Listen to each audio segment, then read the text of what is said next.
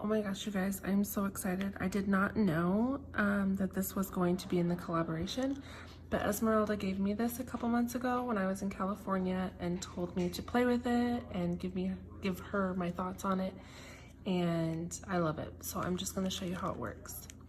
So it's really cool. It has a hole in the bottom that you can cover and a hole in the top. So what you do is you put it on your sprinkle container and then you pick what you want. So this line right here shows where the hole is.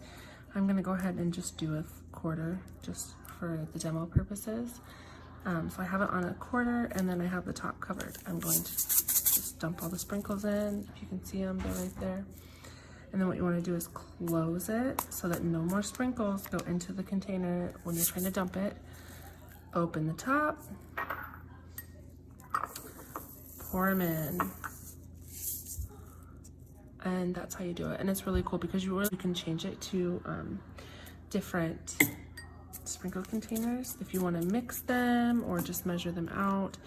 So I'll put it on this one, and for this one I'm just gonna go, maybe I need a teaspoon of these sprinkles. So I'm going to shake and get that compartment filled up, and I'm gonna close it so no more goes in there.